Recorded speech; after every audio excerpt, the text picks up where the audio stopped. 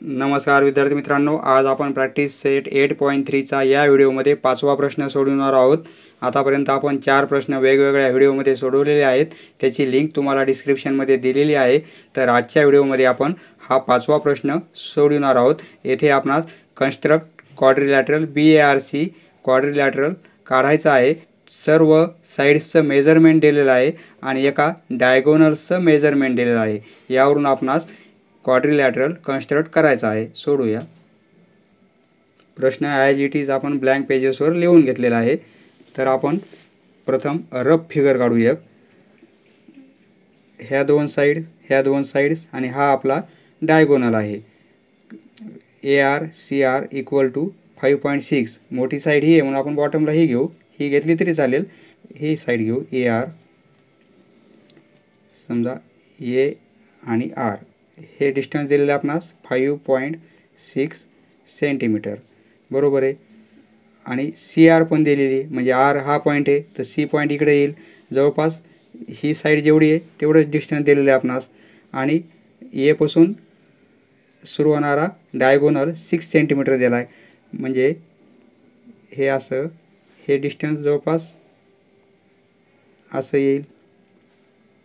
ह्या दोन्ही sides equal दिलेल्या आहेत 5.6 आणि हे डिस्टन्स दिलेलं आहे 6 सेंटीमीटर। तर आता BA आणि BC यांचं मेजरमेंट 4.2 दिलेलं आहे।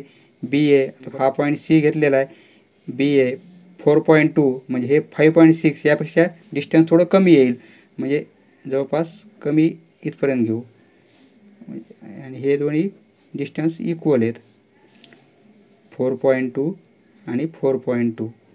पॉईंट येईल आपला BARC याप्रमाणे कन्स्ट्रक्ट करता येईल आपणास। तर आपण आता कन्स्ट्रक्ट करू।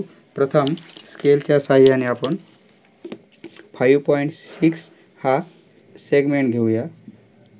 फ्रॉम 0 to 5.6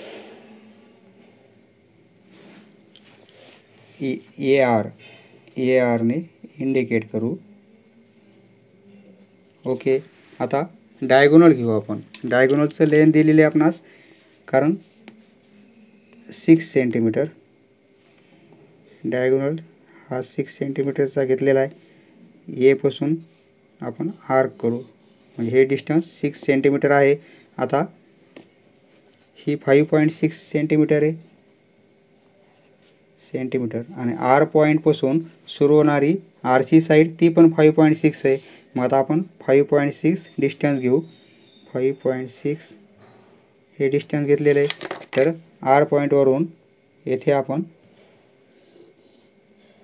हे डिस्टन्स आपणास वाढवावी लागेल थोडं 6 सेंटीमीटर डायगोनलचं, कारण आपला आर्क मॅच झालेला नाही आहे।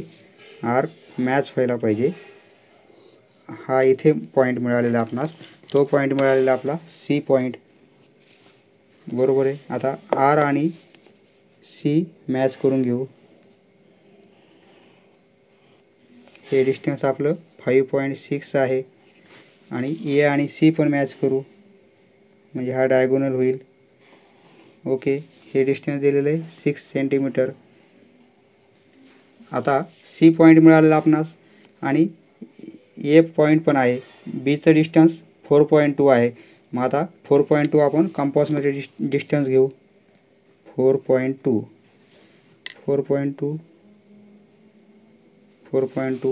मग A पॉईंटवरून काय करू आपण, आर्क घेऊ।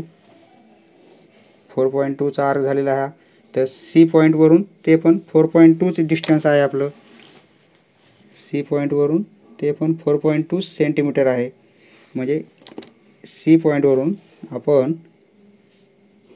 ते डिस्टन्स घेतलं तर हे एक पॉईंट मिळाला, ते पॉईंट आपण जोडून घेऊ। आता हा पॉईंट आणि हा पॉईंट, हा इंटरसेक्टचा पॉईंट आणि हा C पॉईंट मॅच करून घेऊ। हा पॉईंट मिळेल आपणास B।